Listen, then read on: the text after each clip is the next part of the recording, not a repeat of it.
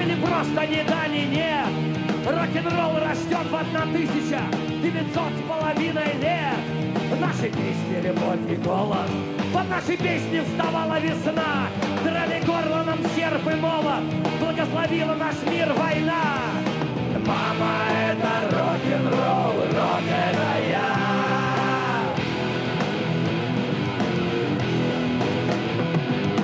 Мама, это рок-н-ролл, рок это я.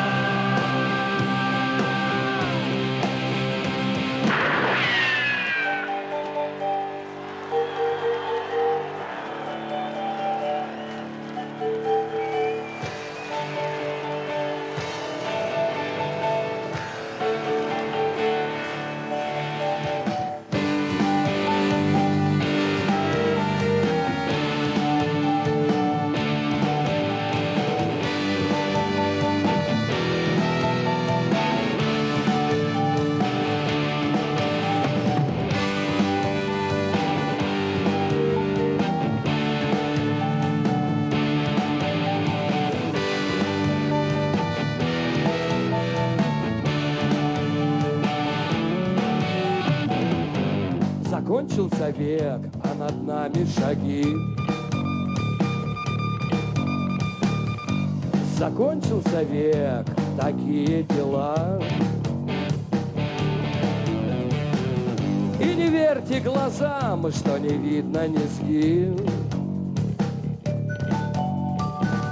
И не верьте любви, что она умерла. И каждый вошедший в тебя был так рад. Мы раздвинули дно, научившись летать. Ты был в профиль неплох, что не скажешь про зад. Кто же вытоптал небо, украл благодать?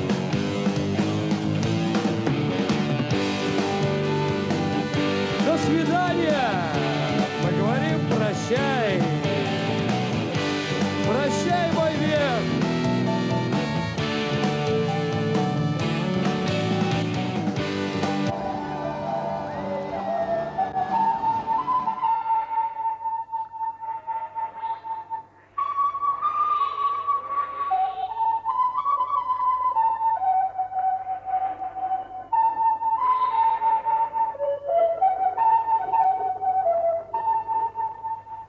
Я переехал в Уфу учась в 7 классе и уже знал, что такое рок-н-ролл, что такое битлы, что такое вот эта энергия, что такое звук электрогитары.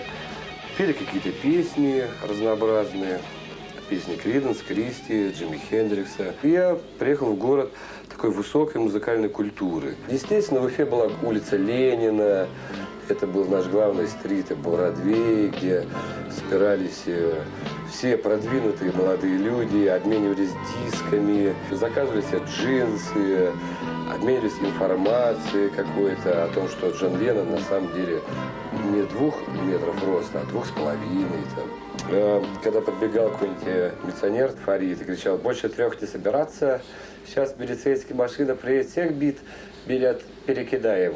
Мы вставали в поле видимости по 3 друг от друга, чем вводили его в страшную ярость.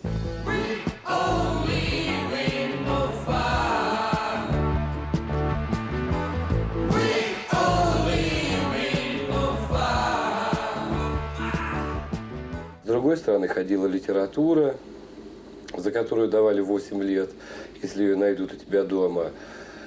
Сейчас же можно сказать, получали мы ее из многих источников, но главный был, конечно, Боря Развеев. Я, в общем-то, всегда был, скажем так, идеологом вот этого движения. Борис Развеев первый, такая существует легенда, такой отец тусовки уфимской, самый волосатый, самый разумный человек, самый начитанный. Он прошел по улице со свиньей. Но на самом деле, честно говоря, этот поросенок, он бедненький. Так. Я уже даже думал иногда, что взять и, так сказать, эпитафию, что ли, себе написать, свинью на могилку поставить, написать, и свинья вывела его в люди.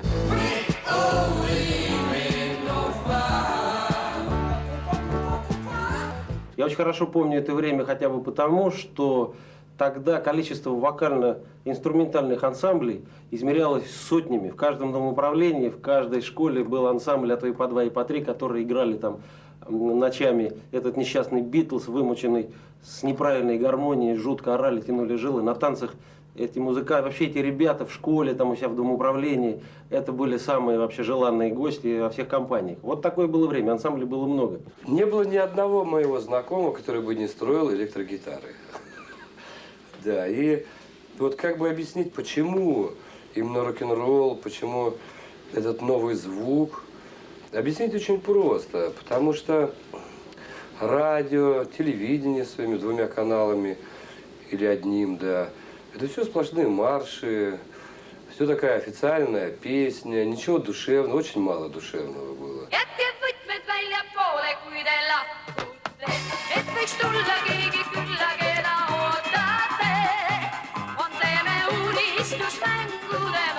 Это соло барабан в оркестре.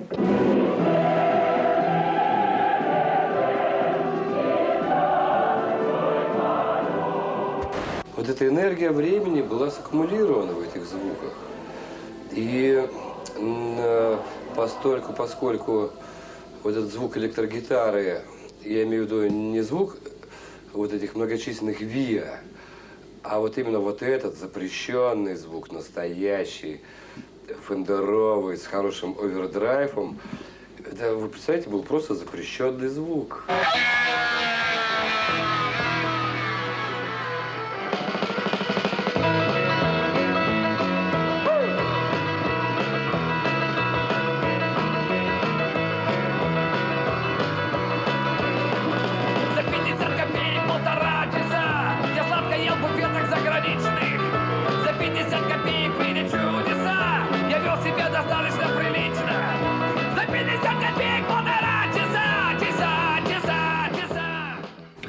Да. Иду я по улице Ленина в городе Уфе. Волосы распущены, борода развивается по ветру. Все украшения из бисера брякают. Навстречу идет группа таких потрепанных молодых людей, небритых, с такими голодными глазами. Смотрю, половина знакомых. Спрашиваю, что такое у Рустема Асанбаева? Он сказал, мы рок-группа. Как называется? ДДТ. И выдвинул Юрку Шевчука, да, вперед.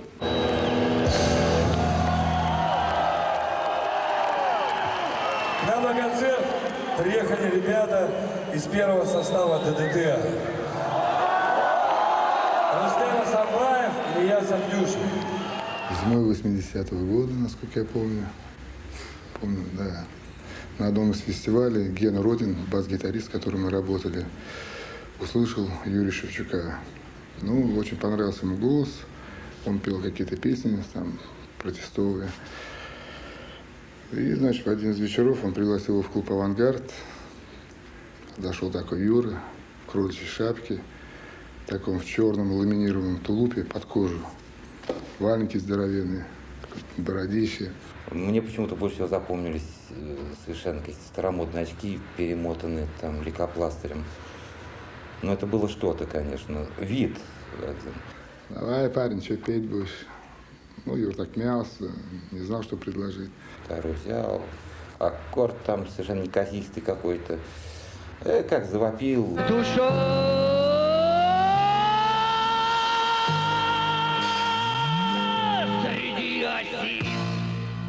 Так меня в кресло вдавило, я сказал, все, достаточно, работаем. Но вначале мы не пели своих песен. Мы очень долго и мучительно на заре группы ДДТ спорили с тогдашним клавишником группы, великолепным пианистом Володей Сигачевым о том, можно ли вообще петь рок-н-ролл по-русски. Нам смелости не хватало там тексты самим писать. Ну, давай попробуем. И мы стали пробовать, совершенно не зная, что уже давным-давно в Петербурге играется и поется рок-н-ролл по-русски. И давным-давно он играется и поется в Москве и в многих других городах. Есть все свои герои, в любом подъезде разольют поскольку я как бы хорошо с русским рок-н-роллом тогда был знаком, я пригласил их к себе послушать музыку. Урал Хазиев – это Джимми, такой совершенно продвинутый человек, который колесил автостопом по всей стране, привозил коллекционер замечательный, и который наладил дорогу уже в питерский рок-клуб, который уже тогда существовал, и привозил группы питерские. И, по-моему, для них было откровением, что кроме них еще кто-то по-русски поет в стране. По-моему, они считали, что есть только одна группа – это «Машина времени». Солнечный остров скрылся. Мы, конечно, хотели петь рок-н-ролл по-русски, я очень хотел. И вот собралась группа в 80-м году, Гена Родин, наш славный руководитель, замечательный человек, Геночка, да, наш папа такой. Рустем Асамбаев, который был уфимский Джимми Хендрикс, просто лучше всех. Играл и до сих пор, кстати, играет. У него чувство стиля просто замечательное. И это и не я, Сабдюшев. Володя Сигачев. Мы пытались вот петь вот мои песни, которые были написаны просто под гитару. Такие как «Не стреляй», «Дождь». Это самая первая песня группы ДДТ. Уфа, улица Ленина, сижу на подоконнике, май и первый гром. Дождь звонкой пеленой наполнил воздух, майский дождь.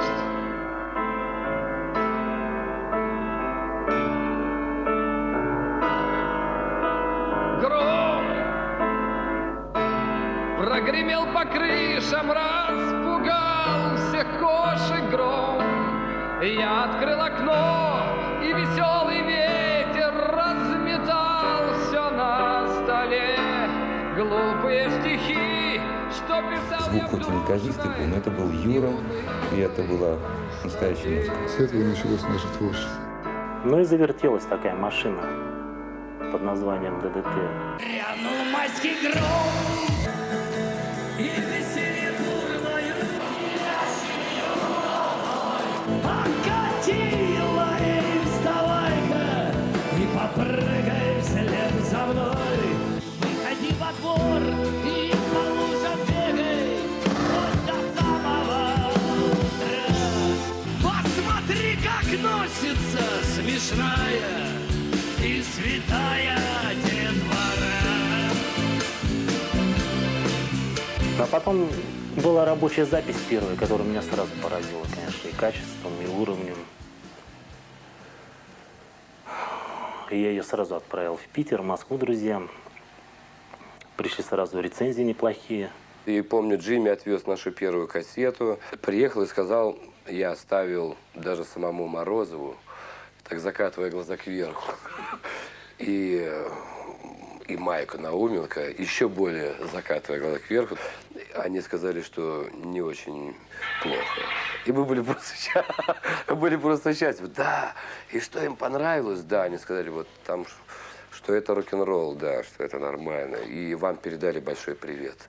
Это был самый меткий выстрел, выстрел в лицо, выстрел в упор. Это было давно, прошло столько лет, но боль не прошла до сих пор. Каждый день это меткий выстрел и выдарил. И вдруг «Комсомольская правда», Гена приносит из туалета такой какой-то, пошел в туалет, какой-то клочок газетки такой, да, и говорит, вот посмотрите, конкурс какой-то по кассетам. Надо же, типа, от нашей страны такого не ожидали. Никто ни во что не верил. А организовал этот конкурс Юрий Филинов. И вот мы получили тысячи, десятки тысяч, я помню, писем. И каждому, кого они назвали, мы потом прислали им такую специальную открыточку, где просили их записать 2 песни, которые они наиболее полно отражают их творческую индивидуальность. И нам дали такую от «Комсомольской правды» бумажку, что вы имеете возможность записаться качественно, записать свои песни на местном телевидении. Я даже не помню, там, по-моему, был вариант «Не стреляй».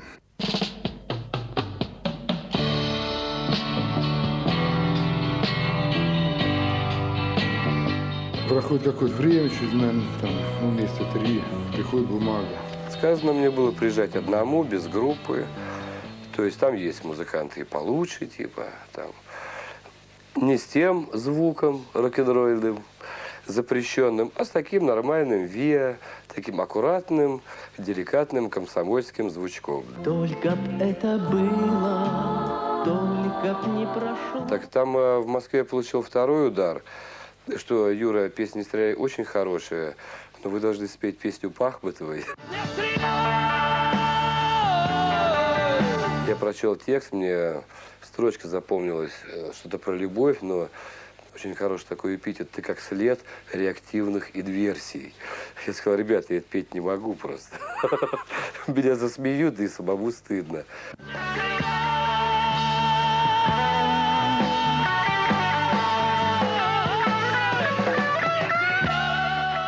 Когда увидели, как Шевчук вышел на сцену, там, по-моему, главный редактор музыкальных программ просто скатилась с кресла. Отснимались, все, посмотрели даже в монтажке, как мы хорошо смотримся. Вышел человек во всем черном, в черной рубашке, в черных брюках. А я ему говорил, Юр, ну одень хоть что-нибудь, ну важно, чтобы тебя увидели, услышали. Когда показывали уже по телевизору этот камертон, этот конкурс, первый звук мы услышали, наше выступление, все, до свидания, мама.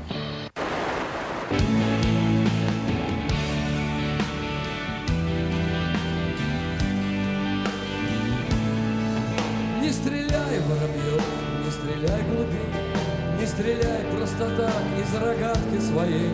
Эй, малыш, не стреляй и не хвастай другим, что без промаха бьешь по мишеням живым. Ты все тиры залазил, народ удивлял, как отличный стрелок призы получал. Бил с улыбкой, не целясь, навскидку в лед, а кругом говорили, вот парни везет, не стреляй. На этом конкурсе я познакомился с группой «Рок-Сентябрь».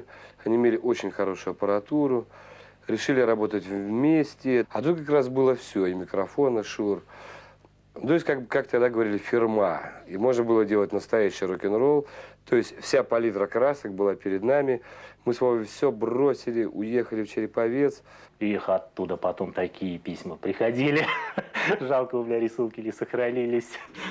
На вокзале Кобрин мне сказал, что старик, нам надо пробиваться в ящик на телевидении.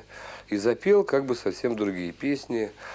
Тут же мы с ним разругались, с Вовой просидели месяц в Череповце, как бы я там работал художником. По-моему, самый тяжелый период, мне кажется, у Юрки в творчестве. Да, собирали бычки на остановке, курить хотелось. По ночам, да, помню так, оголодали, что я пошел на вокзал, а там какой-то мужик ел в кафе. Я к нему подошел, говорю, дай хлеба. Он говорит, на. Я с этим хлебом убежал. И тут же его съел в кустах где-то. Но было не весело. И за этот месяц нашего существования в Череповце с Сигачем написал целый альбом песен, который я и назвал «Компромисс». Ну, это конкретная картинка, это очки Юрия Ильяновича, которые не валялись долго дома. Эти очки разбиты на самом деле, не знаю по какому случаю, но, скорее всего, это по случаю каких-то споров. Пришел я ночью к Кобрину, сказал, если ты не поможешь нам записать альбом, я тебя убью просто. Был я худ, глаза были большие, кулаки тоже. И мне было нечего терять. Кобрин на меня посмотрел, побледнел и согласился. И за 3 дня мы записали этот альбом. Вот и найден компромисс.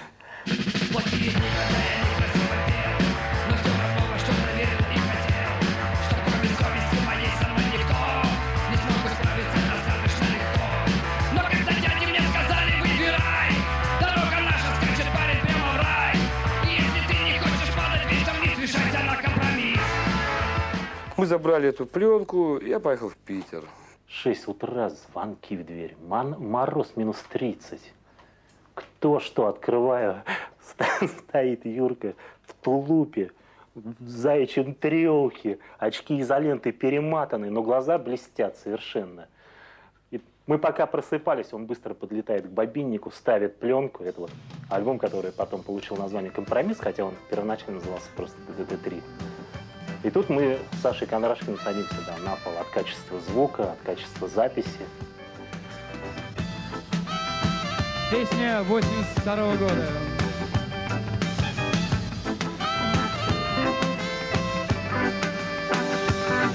Недавно я в Москве бывал, куда хотел, туда попал, о чем мечтал, я заимел.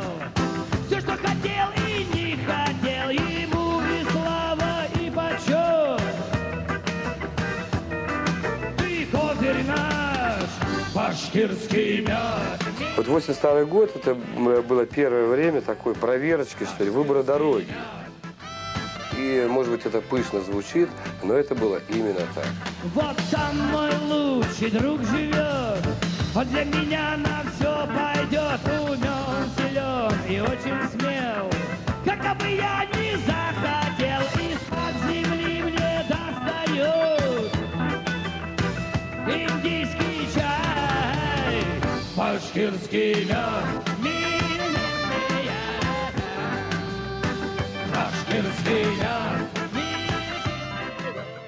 Время было золотое, на мой вкус. Оно было яркое, громкое.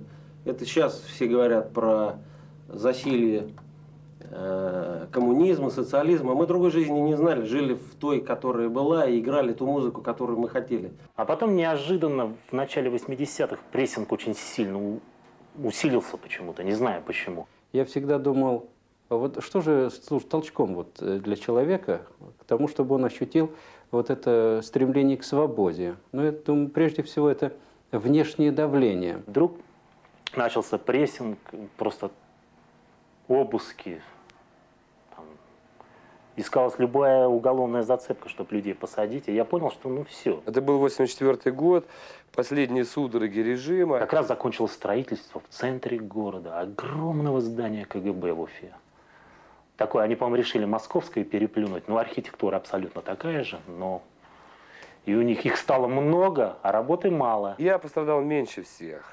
И наша группа ее просто развалили. И пошло вот это вот безвремение страшное по простой причине. Не из-за того, что КГБ, не из-за того, что что-то, а невозможность сделать что-то. Невозможность пробить какую бы то ни было стену. Но зрел уже такой альбом «Периферия». Это уже было серьезно. Периферия. Мы его записали на том же телевидении, уже имея там друзей, проходя на цыпочках мимо спящего мента в 3 часа ночи. А до 7 нам нужно было убираться, и за 3 дня был записан альбом в каких-то безумных условиях. Но мы так горели, это был такой кайф, этот альбом. И вот за этот альбом мы получили все. Уже и допросы, и беседы в КГБ.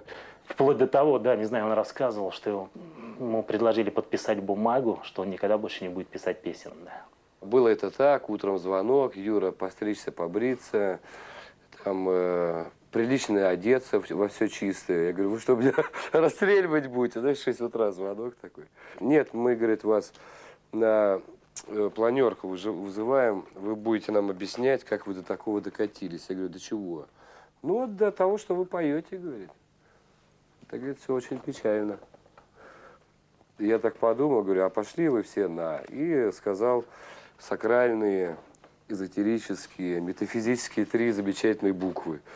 И положил трубку. Он позвонил через час буквально, видать, посовещался или оторопел так. И говорит, как на? Я говорю, да еще раз с удовольствием. Так был уволен из этого Волк-ФМ. Подпольно на телевидении записали «Периферию», но с другими музыкантами. Он хотел попробовать другой звук. А репетировали музыкальный материал для «Периферии» мы в Дворце культуры «Авангарда».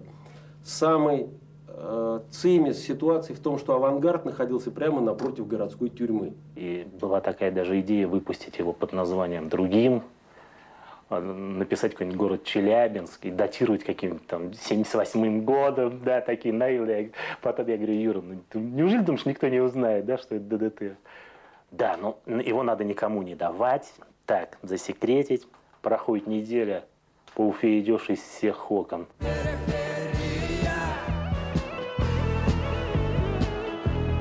Потом он приехал где-то под Новый год. где-то ближе, не то в декабре, уже с альбомом, уже с катушкой. И снимал он квартиру там, где-то на новостройке. Снимал квартиру, мы там собрались, помню, была тусовка. Там ребята там были. Борька Развеев сейчас ныне священнослужитель в Москве служит. Помню, это был 29 января. Мы там в одной квартире были, у нас там диспут с ним, как всегда. Юра же он такой, он любит так докопаться до истины, придавить других, значит, свое мнение, а тут со мной. Вышел такой спор идеологически очень сильный. Юра, значит, говорил, что вот он выступал, его слушало 100 человек, он пел такие песни, а вот политика Развеева, вот эти вот книги все умные. Забрался, я говорю, в темную комнату, кричишь оттуда. То ли дело мы играем, говорим открыто. А Боря отвечал, что наоборот, философия состоит не в том, чтобы на сцене там с гитарой веселить публику. Я говорю, Юр, вот не знаю, говорю, конечно, время покажет, у кого что. На следующий день Развея арестовали, время показало буквально сразу. Была последняя фраза, а ты еще станешь популярным певцом.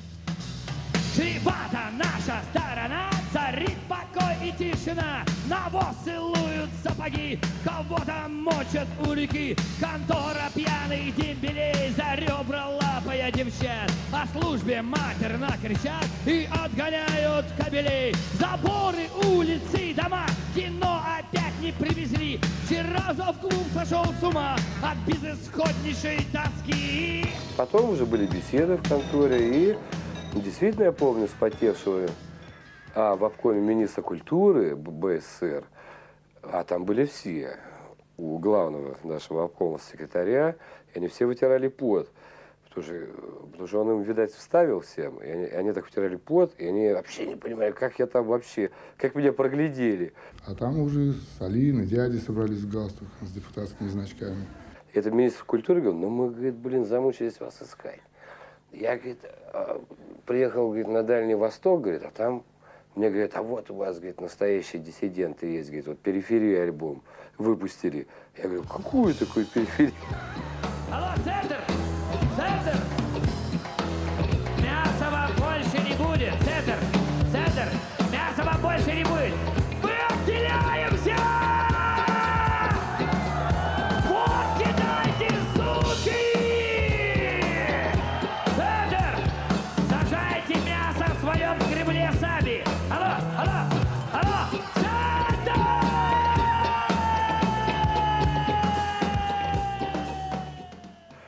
Это ни одна власть не в силах эту свободу внутреннюю отменить, да. Поэтому это у них не вышло. Но многие друзья, вот Борю Развеева вообще посадили. Я как раз сидел у Юрки, обедал, с работы зашел, и нам жена Боря приехала, говорит, 14 человек с автоматами, его арестовывать. А отец Борис, у него великолепное чувство юмора. Он закрыл дверь, и Таня говорит, дай замочим всех сейчас, и скажем, что никто не приходил, да. Поднимаемся, у нас там в старом здании было KGB-то. Поднимаешься, такой идеолог был такой, полковник один Лешкин. Встал на колени, значит, крестится и говорит, о, нашего праведника вы привели. А я по голове похлопал, говорю, вот так нас здесь и должны встречать. Это, говорю, правильно. А то, что ты, говорю, вот перекрестился, тебя мама, наверное, научила. Говорю, тебе Господь это зачтет.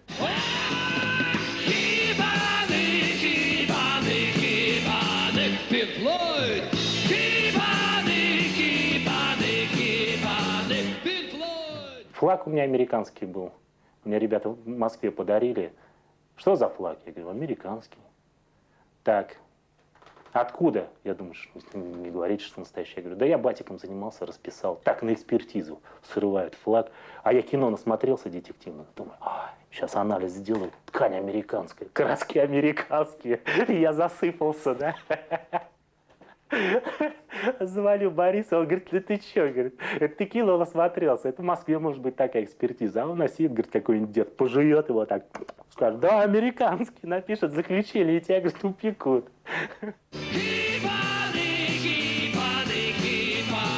Аквариум.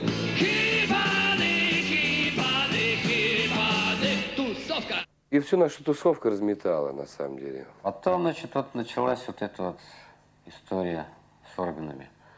Вот это статья пресловутая, она у меня даже где-то сейчас сохранилась, эта газета «Министрель с чужим голосом». А история началась с того, что в «Комсомольской правде» статья «С чужого голоса», по-моему, как-то называлась.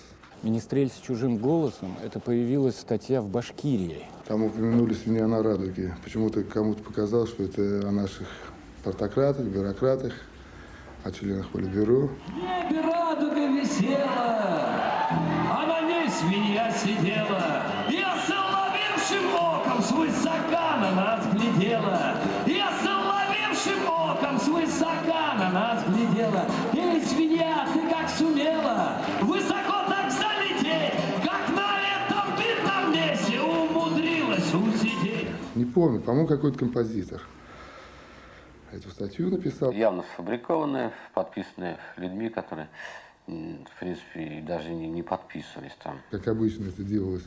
КГБ пишет, а начинаются звонки известным башкирским музыкантам и говорят: вот мы вашу подпись под одной статьей хотим поставить.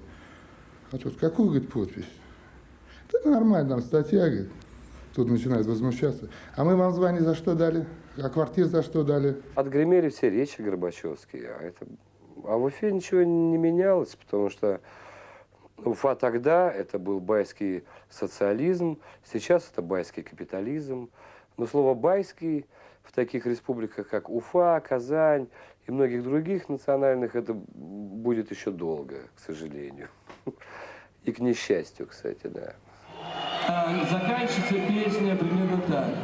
Полный мудрых наставлений я пошел своей тропою, а по радуге стекали разноцветные помои. Когда начались эти статьи о том, что я враг государства и народа и так далее, многие люди, наши уфимские, просто, которых я не знаю, многие даже до сих пор, стали писать письма коллективные прямо в газеты, в местные наши башкирские, с призывами руки прочь от Шевчука. Никакой он не враг страны, России, народа, просто поет честные песни. Если бы как раз вот в Уфе люди не организовали вот какое-то движение в защиту Шевчука, его бы просто посадили в психушку, потому что ему же говорили, что он агент Ватикана. Я помню, пострадали студенты Уфимского авиационного института, которые написали свои адреса, телефоны под этими письмами, и несколько студентов были уволены из института. Потом танцевальный ансамбль был весь расформирован. Мои друзья подписали письмо, замечательный уфимский. Потом из мединститута были уволены несколько человек. Из нефтяного института было уволено несколько человек. И просто очень масса людей пострадала. И вы знаете, до сих пор я это все помню. И я буду полным дерьмом, если я забуду этих людей. Это правда. Нас сомнения грызут. Я сомнением этим не рад. Эта мерзкая тяжесть в груди разбивает любовь. А пока мы сидим, мы страдаем, скулим у захлопнутых врат. Нас колотит уже чем попало, да в глаз или в бровь. Вот такие дела. И вот эти люди, наверное, не наверное, а точно и спасли меня. Среди этих людей была моя будущая жена, с которой я познакомился чуть позже. Да, Эльмирка. Она ходила просто по улицам, да. Собирала подписи. Вот.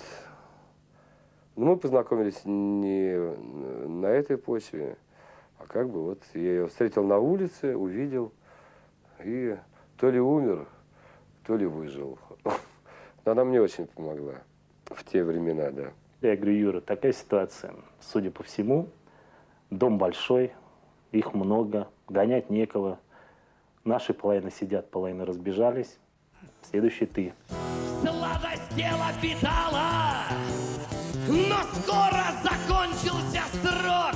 Он под подъехал незримо к черте, где все рвется за миг, а в застывших глазах, обращенных началом дорог, затвердел и остался навек не родившийся крик.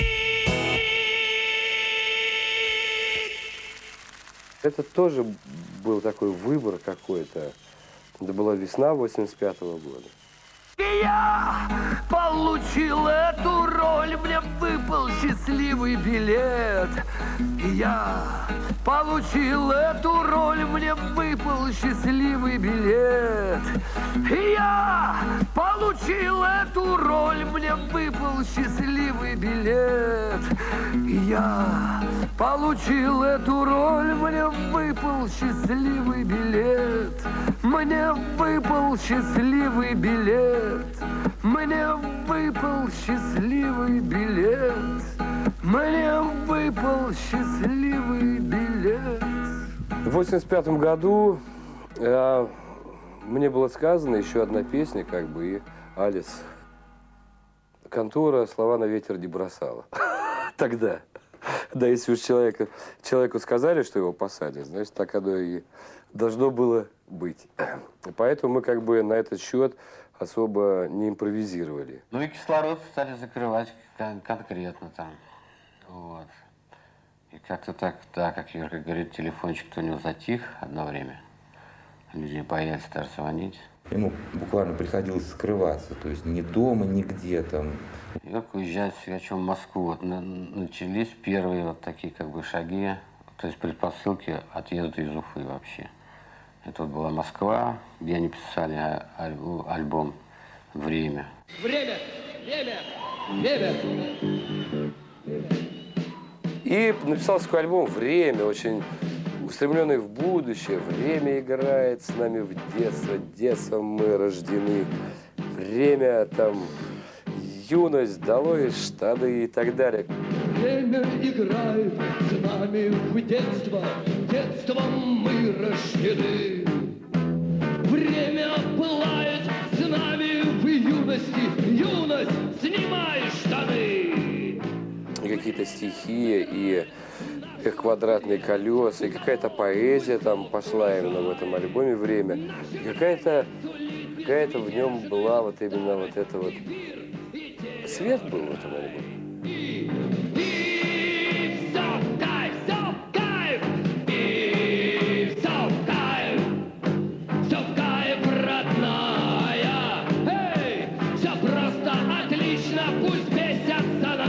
Штампованные враги. Мы тоже не будем излишне тактичны на нашем коротком пути. Но тогда уже мы были настолько запрещены, что когда мы писали ритм-секцию в Москве в каком-то клубе, у каких-то VR богатых, я там не появлялся. Мы специально старались Юру не показывать, что он будет петь. Вернее, его видели все, но не знали, кто он такой. Сигачев мне потом рассказал, я не присутствовал, что папик проходил, остановился, так послушал немножко. Говорит: ребята, а вы что-то больно на ДДТ похожи. Вы не ДДТ? Нет! Нет, ты что, какое ДДТ? Я сбрил бороду, да, чтобы меня не узнавали. Записали болванки, все нормально. И Юра как-то не выдержал.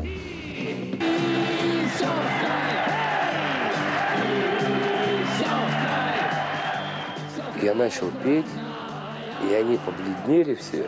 Это что, Шевчук?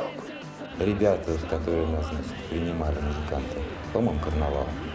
Все сказали: стоп, ребят, все. Все, хорош. Разбегаемся в разные стороны. Уничтожили запись. Знаешь, как люди боялись? В 85-м году, смешно. И писали этот альбом «Время» в квартире на метро Пражск, на 9-м этаже у замечательного человека Сережи, которого через 2 месяца после этого посадили. Так как техника в то время была не многоканальная у нас, а просто двухдорожечный магнитофон, писали это на квартире. Вот, неоднократно записывались в противофазе, было 100 тысяч дублей. Юра к концу очень сильно охрип, и едва мог петь. Все музыканты, уже просто вот как выжатые лимоны, потому что их настолько гноит эта неудобная ситуация. Частично были прописаны рояль, ударная, бас, а все остальное накладывалось. В одной комнате пульт, в другой комнате провода протянуты, там все пишут. Записали этот альбом тоже как-то за 3-4 дня. У нас как-то все записи были 3 дня, 4. Когда я приехал в Уфу, инкогнито, моя мама заплакала. Потому что я вносила 46-й размер, а приехал после этой записи 42-й размер. Был, да. Ну, то есть такая работа была, да, серьезно. Она подумала, что я заболел раком.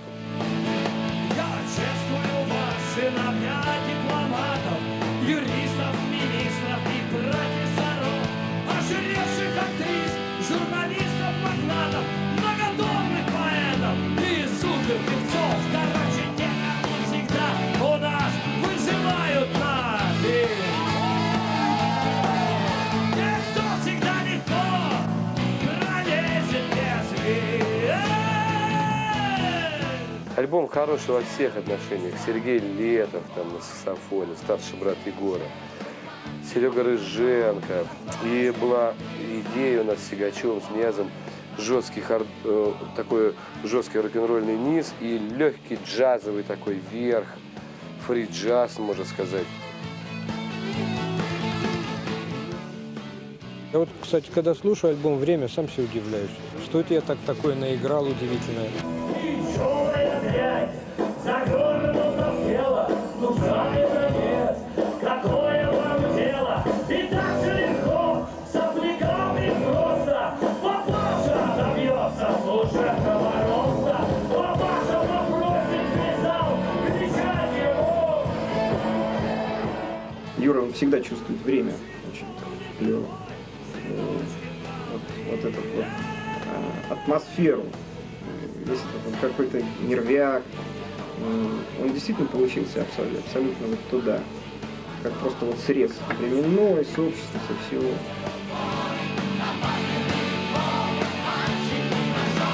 Откройте рты, сорвите уборы, по улице чешут мальчики-мажоры. Я был героем в некоторых кухнях и квартирах. И альбом «Периферия» был знаковым таким альбомом. Я себя чувствовал неким таким Серегой Есениным, таким привезшим свою какой-то кусок правды своей, такой уездный, да, в Стольный Град, Москва, да. И меня спрашивали многие рафинированные диссиденты, ну а как там рабочий класс? Совсем плохо? Да и так далее. Черту слезы, от них тоска, наше время не терпит заплей. Посмотри, старина, на любого щенка, он резвее тебя и злей. Сквозь голодную толпу, стоящую за искусством, лезу, раскинув всех, без очереди я. Одно привеселей мы искусству, без сомнений прорубим русло. Мы искусству прорубим русло. Становитесь со мной, друзья! И тогда, по-моему, мы записали совершенно спонтанно, импровизационно такой альбом акустический. Назывался он «Москва. Жара». Существует он в эксклюзивном виде. Вот писали на квартире, на какой-то там магнитофон, типа Ростова, что-то я уже не помню. То есть Юра пел под гитару, я играл на скрипке.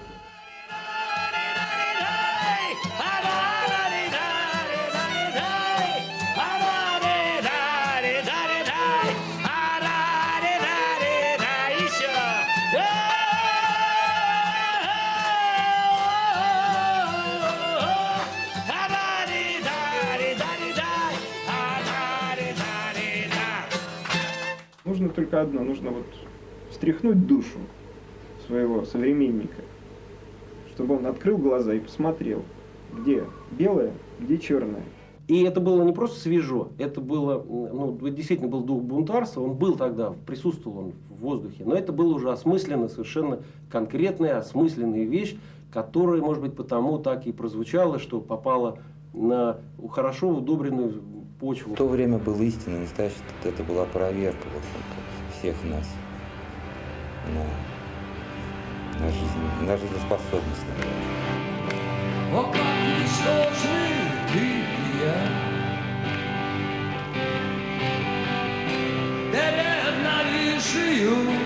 тобой.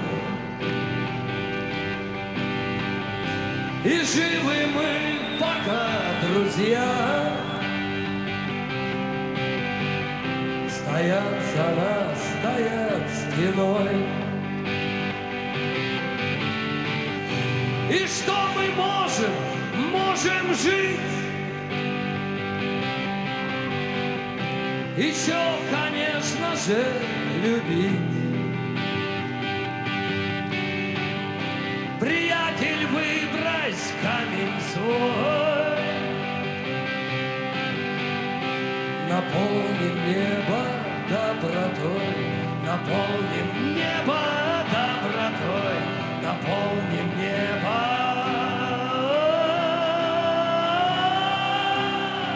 Юра сделал себя сам, потому что он,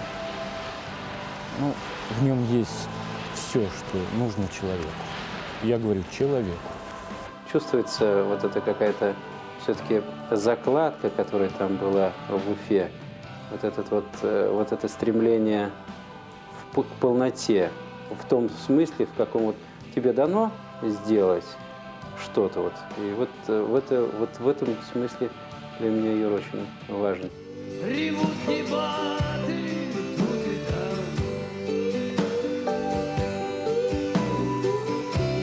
Один кричит, я не отдам. Другой кряхтит, и мы начнем. Вот так уж сколько лет живем.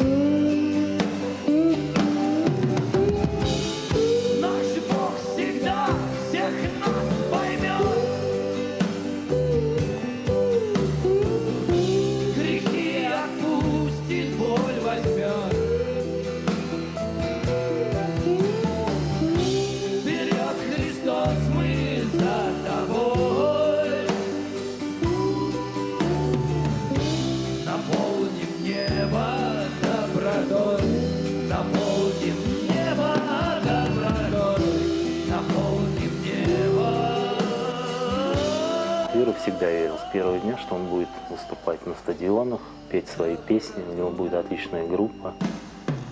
И вот с этой верой прошел через всю жизнь. А тут как раз зарождалась эта волна, питерский рок-клуб, там уже где-то в центре уже как бы это начало уже приобретать рамки такой немного легализованности. Это было 84 или 85 год, мне кажется, даже 84-й. Вот Юра пишет на альбоме про 85-й, мне кажется, это был 84-й. Я считаю, что уфимский период как раз на этом и закончился. А это был 84-й год, по-моему. И мне уже как бы назад дороги не было. Нужно было где-то остаться жить. Нужно было эмигрировать куда-то. В Америку, естественно, нет. Слишком далеко. Вот. В другие страны тоже. Да вообще бред этот, уезжать из России. Мне почему-то никогда не было вот этой мысли в голове. Даже странно. Вот. Ну и эмигрировал я, слава богу, в Петербург.